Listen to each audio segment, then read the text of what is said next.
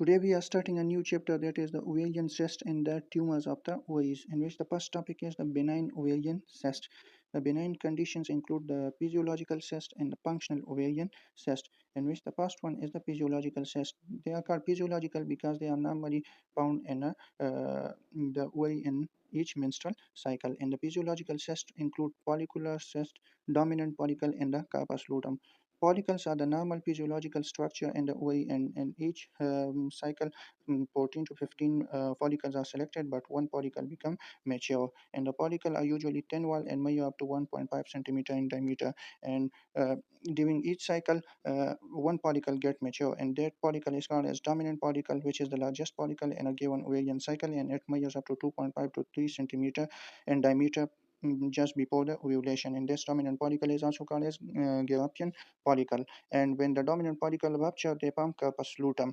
Uh, and corpus luteum produces progesterone and maintain pregnancy. So if pregnancy occurs, then the corpus luteum continues to produce progesterone and maintain the pregnancy. That is why it is called as corpus luteum of pregnancy. But if the pregnancy does not occur, then the corpus luteum involutes are degenerate and form the corpus albicans. Second, benign ovarian cysts are the functional ovarian cysts, and these are the follicular cysts, but they are abnormal, means that the cycle does not execute normally. When the ovarian cycle does not occur normally, and they result in the formation of the functional ovarian cyst. And these cysts are either follicular cyst, corpus luteal cyst, or the theca luteal cyst. First one is the follicular cyst. Follicular cyst is the most common ovarian cyst, and it is a functional ovarian cyst because they produces hormone. And the follicular cyst is from the non-rupture of the dominant follicle. When normally a dominant follicle rupture and releases ovum, but when the dominant follicle does not rupture, they form follicular cyst, and it may increase in size up to 10 centimeter in diameter. And sometime when the bleeding occur in follicular cyst, that is called as hemorrhagic follicular cyst, and it is diagnosed by ultrasound. And the treatment option for a follicular cyst include, if the cyst is asymptomatic, we observe the patient and do follow-up with ultrasound. But if the patient gets symptomatic, then we do cystectomy, which may be either open or the laparoscopic. So if the cyst is more than 5 centimeter in premenopausal women, we do annual follow-up. But in postmenopausal women, if the cyst is more than 1 centimeter, then it requires annual follow-up, because in postmenopausal women there are high chances of malignancy. Second one in the functional ovarian cyst is the corpus luteal cyst. Normally, when there is no pregnancy, then the corpus luteum start degenerating. But in such case, when the corpus luteum fails to degenerate in the absence of pregnancy, it forms the corpus luteum cyst, which produces progesterone hormone. And sometimes when bleeding occurs in the cyst, then it is known as hemorrhagic cyst. And the treatment of corpus luteal cyst is the same as that of follicular cyst. And third one in the functional ovarian cyst is the theca luteal cyst. These cysts are usually bilateral and multiple, and they arises from high level of the HCG hormone. And the risk factor for the theca luteal cysts include multiple gestations, molar pregnancy, infertility treatment with GnRH analogs, and the infertility treatment with the clomipene citrate. So the functional ovarian cysts include follicular cysts, which are formed from the non-rupture of the dominant follicle, corpus luteal cysts, which are formed when there is failure of the regression of corpus luteum in the absence of pregnancy, and the theca luteal cysts, which are bilateral and multiple and are associated with high level of HCG. Now let's talk about the ovarian carcinoma. First is the protective factors that decreases the risk of ovarian cancer. So the protective factors include multiplicity, using combined oral contraceptive pills, hysterectomy, salpingectomy, and tubal ligation. All of these contribute to a decrease in the risk of the ovarian cancer. And the risk factors which increases the chances of ovarian cancers include nulliparity, obesity, smoking. Smoking increases the risk of mucinous tumor in case of ovarian cancer. Similarly, IUCD, endometriosis, they all increases the risk of ovarian cancer. Similarly, a P53 gene mutation, which is a tumor suppressor gene, also increases the risk of ovarian cancer. BRCA1 and BRCA2 mutation, which are more common in breast cancer, they also increases the risk of ovarian cancer. And these BRCA1 and and BRCA2 are tumor suppressor gene. And if there is no family history of this gene mutation, then the risk of the ovarian cancer is 1.4%. But if one first degree relative is affected, then the risk increases up to 5%. And if two first degree relatives are affected with this gene mutation, then the lifetime risk of developing the ovarian cancer increases to 40 to 50%. Sometimes the ovarian cancer are associated with certain hereditary syndromes that include the breast ovarian cancer syndrome, that include the mutation in the tumor suppressor gene, that is the BRCA1 and the BRCA2 gene, and also the hereditary non-polyposis colorectal cancer, which is also known as the Lynch syndrome, and they occur because of mutation in the DNA mismatch repair gene, which are associated with microsatellite instability, and hereditary non-polyposis colorectal cancer increases the risk of colorectal carcinoma, endometrial carcinoma, and also the ovarian cancer. Next is the histological classification of the ovarian tumors. The ovarian tumors are classified into four main types. First one is the surface epithelial tumors that account for 80% of the cases and are the most common ovarian tumors. Next is the germ cell tumor, then sex card stromal tumor, and the metastatic tumors, which metastasize to the ovaries from the other side. First and the most common ovarian tumors are the surface epithelial tumors that account for about 80% of the cases of the ovarian tumors, and they are further divided into the serous tumors, mucinous tumor, endometrioid type, clear cell adenocarcinoma, and the venous tumor.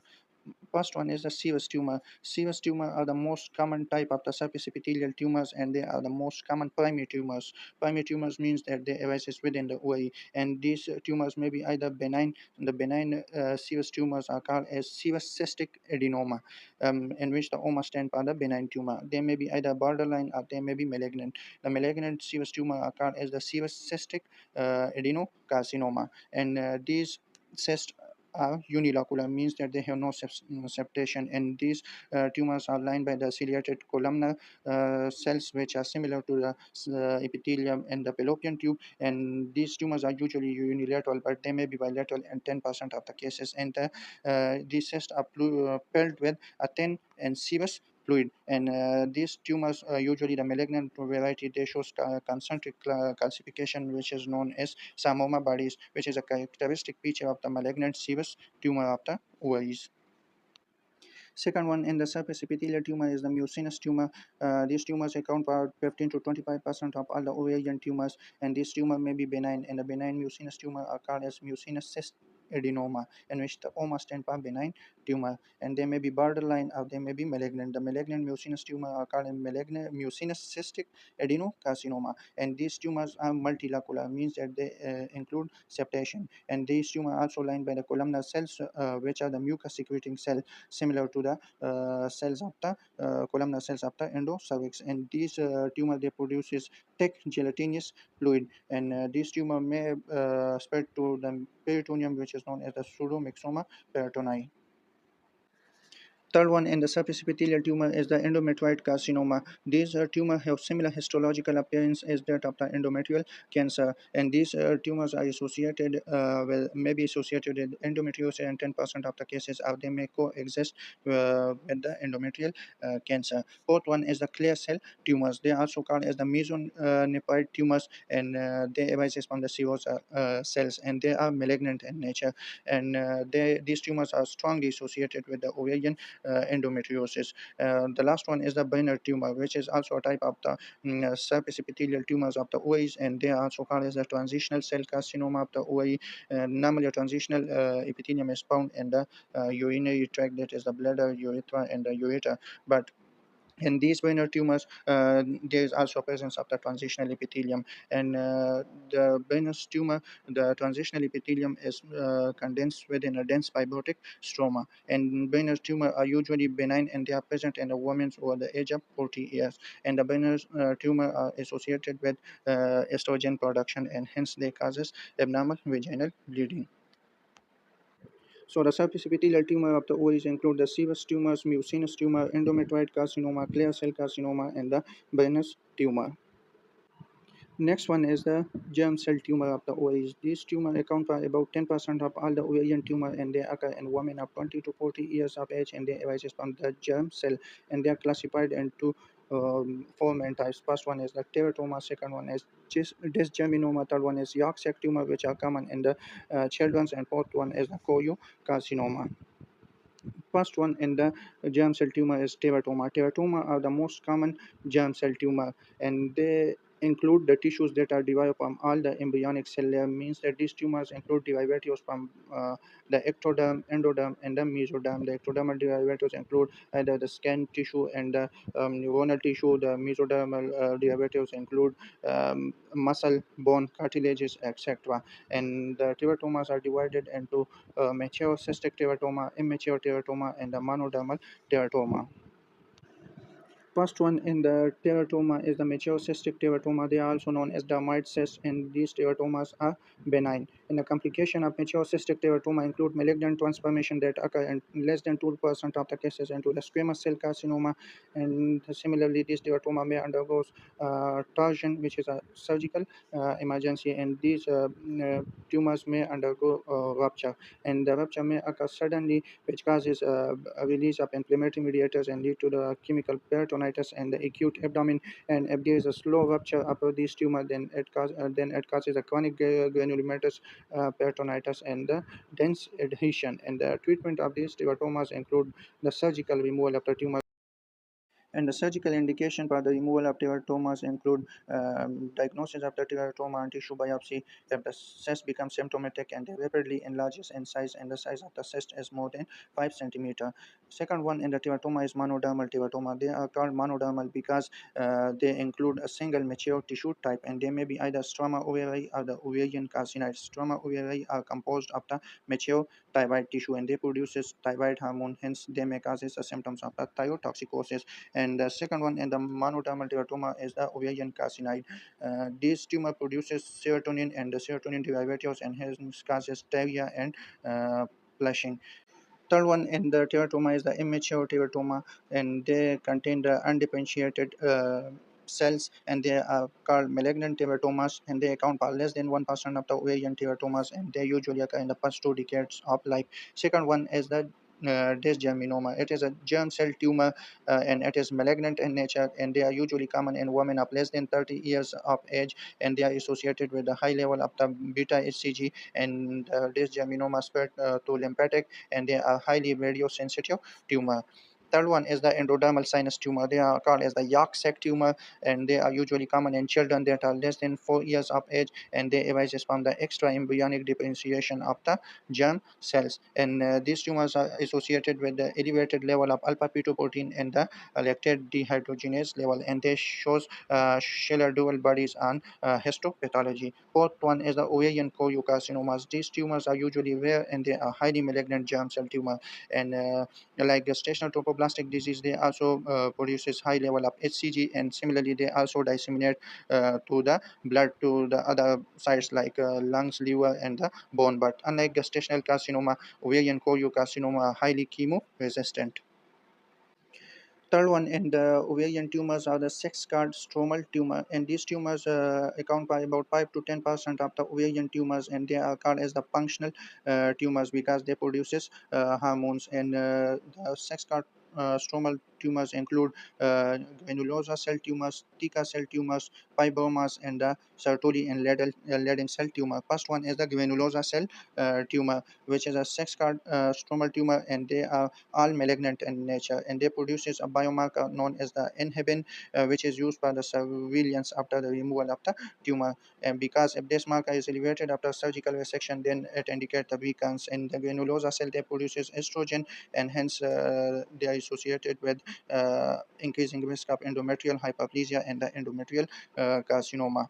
Second one in the sex stromal tumor is the Tika cell tumor. These tumors are benign, and they are solid and unilateral, and they usually occur in patients that are more than 60 years of age. And the Tika cell, they produces estrogen, which causes endometrial hyperplasia, increasing risk of endometrial carcinoma and the postmenopausal bleed. Third one is the fibromas. These tumors are usually composed of the fibroblast cells, and they are uncommon, and they are more frequent in women around the age of 50 years, and they are associated with Migi syndrome in 1% of the cases. And the Migi syndrome include a triad of uh, ovarian fibroma, fluid effusion, and ascites. So fibromas are associated with Migi syndrome that include a triad of the ascites, fluid effusion, and the ovarian fibroma. Fourth one, and the sixth stromal tumor is the Sertoli and Leydig cell tumor. These tumors produces androgens, hence they are called as endoblastoma. And these are malignant in nature, but they are a low-grade malignant, and they produces a venin, which lead to the more fluid and the solute absorption, and hence causes hypertension. And these tumors produces the masculinizing effect, like they causes hirsutism and acne, they causes clitoral hypertrophy, and they also causes a deepening of the voice. So the six carcinomal tumors include granulosa cell tumor, which are malignant tumor, and they produce a biomarker inhibin, and they also produce estrogen. Next is the theca cell tumor, which are benign tumor, and they are solid and unilateral, and they also produce estrogen. And third one is the fibromas, which are composed of fibroblast cell, and they are associated with Migi syndrome, which consists of a triad of pleural effusion, ascites, and ovarian fibroma. And the last one in the six carcinomal tumor is Sertoli cell and the Leydig cell tumors. These tumors produces androgens, hence known as endoblastomas, and they are associated with the masculinizing symptoms because of the androgenic effect. Next is the management of the ovarian cancer of the subepithelial origin.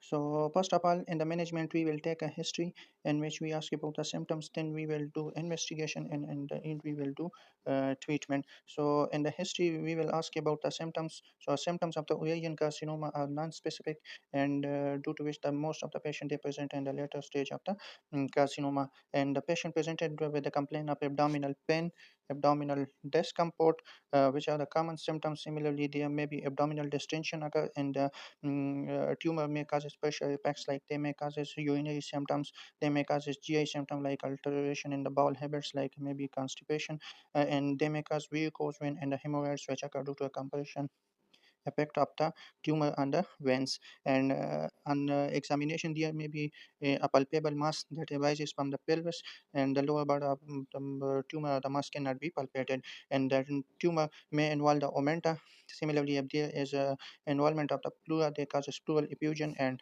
if there is lymph node enlargement occur, that is the supraclavicular lymph node enlargement in case of the ovarian carcinoma. Next, we do investigation. So in the investigation, we do transvaginal ultrasound, which is the best and initial investigation which will detect the tumor mass. Similarly, we do the complete blood count, we do urine electrolytes. Similarly, we do liver function test, which in the LFTs are deranged, it indicate metastasis to the liver. We also do chest X-ray in case of metastasis to the lungs. Similarly, we also do certain specific investigation, in which the first and most important is the CT scan of the abdomen and the pelvis, and the CT is done by the staging, and it also indicates the metastasis. We also do MRI pelvis. We do MRI for the identification of the exact anatomy of the tumor, and presence of the lymph node enlargement and the metastasis, and also for the surgical planning of the tumor. We also do tumor markers in the serum, in which first one is the CA-125, which is increase in most of the ovarian cancer, most commonly the epithelial cell carcinoma. Next is we also check the carcinoembryonic antigen, which is normal in ovarian cancer and rise in the colorectal cancer. And we also do CA19, which is raised in the mucinous tumor, and mucinous tumor have normal CA-125, but they have raised CA19. We also assess certain other tumor markers like alpha-fetoprotein, which is raised in the yolk sac tumor, and the teratomas, which are germ cell tumor. We also do beta-HCG, which is raised in the germ cell tumor like pyoidisgerminomas and the choriocarcinoma. The inhibin, which is raised in the granulosa cell tumor, and granulosa cell tumor is a sex card stromal tumor, and the estrogen, which is raised in the follicular cyst and the sex card stromal tumors. Next is the PIGO staging of the ovarian cancer. According to the PIGO staging, the ovarian cancer is divided into four stages, and most of the patients present in a later stage, that is the stage 3. And stage 1, the tumor is limited to the ovaries, and the stage 1 is divided into stage 1A, in which there is involvement of one ovary, and 1B, there is involvement of both ovaries, and 1C includes stage 1 as stage 1A or stage 1B, along with a rupture capsule or the ascitic fluid containing malignant cells, or there is a positive peritoneal wash. And stage Two, there is involvement of one both ways along with the pelvic extension. So in stage 2 there is pelvic extension occur, and stage 2 is divided into further three stages. Stage 2a, in which the tumor extends to the uterus and the fallopian tube, and stage 2b, tumor extends to the other pelvic structures, and stage 2c there includes stage 2a. Stage 2b, along with the rupture capsule of the acidic fluid containing the malignant cell, there is a positive peritoneal wash. And stage 3, there is involvement of one of both ways, but there is peritoneal extension occur. In stage 2 there is pelvic extension, in stage 3 there is pelvic extension occur. And the stage 3 is divided again into three stages. Stage 3, in which there is microscopic metastasis to the peritoneum. Stage 2b, in which the macroscopic metastasis to the peritoneum, but it is less than 2 centimeter. And stage 3c, there is macroscopic metastasis to the peritoneum, which is more than 2 centimeter. There may be metastasis to the retroperitoneal or the inguinal lymph node occur. And stage 4, there is distant metastasis occur outside the abdominal cavity. They may involve the metastasis to the liver or the metastasis to the lungs. So, according to a Pigu staging, the ovarian carcinoma includes stage 1, in which the tumor is limited to the ovaries, stage 2, tumor involve the ovaries along with the pelvic extension, and stage 3, there is involvement of one or both ovaries, but there is peritoneal extension occur. In stage 4, there is distant metastasis occur.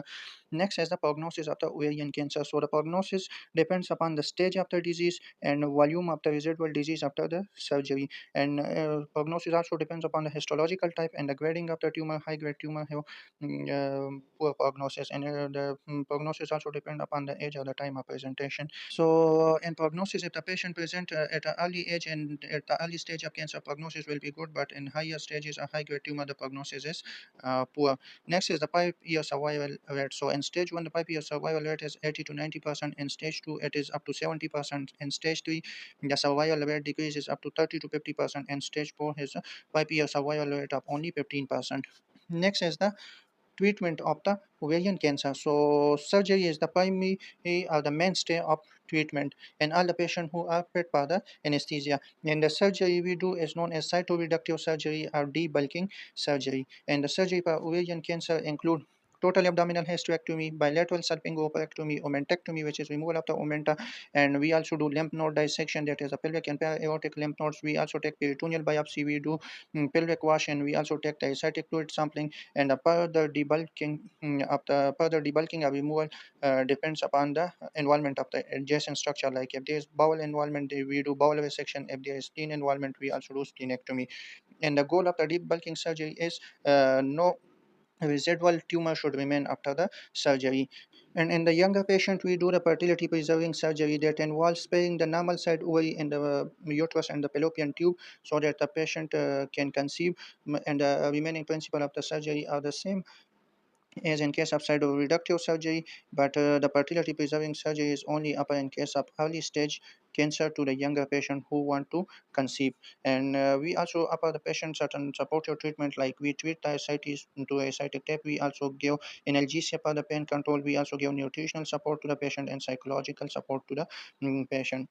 We can also give the patient chemotherapy in case of ovarian carcinoma, and the chemotherapy is indicated in from stage 1C up to the stage 4 cancer. And the chemotherapy can be given as a primary treatment to those patients who are unprepared for the surgery, unprepared for the anesthesia. And the chemo consists of 6 cycles that are given at an interval of 3 weeks. And the chemo consists of a combination of platinum-based drugs that include carboplatin and cisplatin along with the paclitaxel. And all the patients who complete a course of chemo, then we do CT scan to assess the response to the chemotherapy. And we can also give a patient a monoclonal antibody, that is the bevacizumab, which is against the vascular endothelial growth factor, inhibit the vascular endothelial growth factor. Hence, the bevacizumab inhibit the process of angiogenesis and will decreases the blood supply. And hence, the bevacizumab is considered to increase the recurrence-free interval and the overall survival rate when combined with the chemotherapy. But the side effects of bevacizumab include hypertension, delay wound healing, arterial thrombosis, and the GI operation.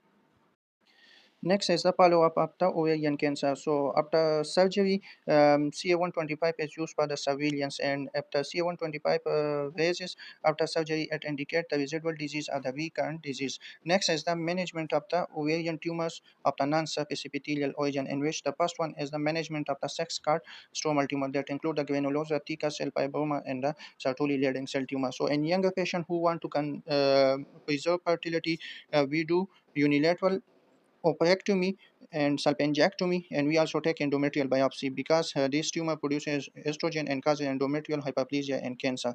So if there is no involvement of the endometrium and unilateral ovary involvement, we remove the ovary on one side and preserve the uterus and the ovary on the other side, so that the patient can conceive in younger age. But in all patients and those who does not want to preserve the fertility, we remove the ovary and fallopian tube on both sides, and we also remove the uterus. In case of the recurrent disease, we do again the surgical resection because the sex carcinoma tumor are resistant to the chemotherapy.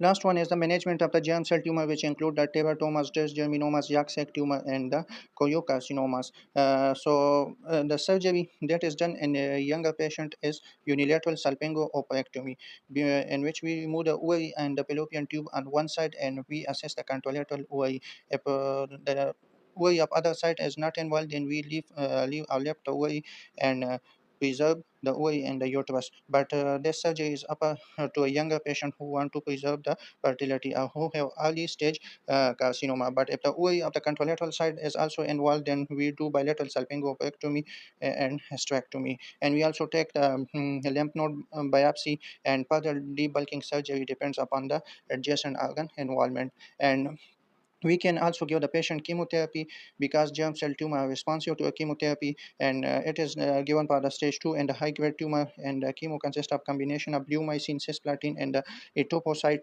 and the chemo is given at dose of 3 to 4 cycles that are 3 weeks apart. And in case of the recurrent disease, we do recurrent surgery, or we can also give the patient salvage chemotherapy.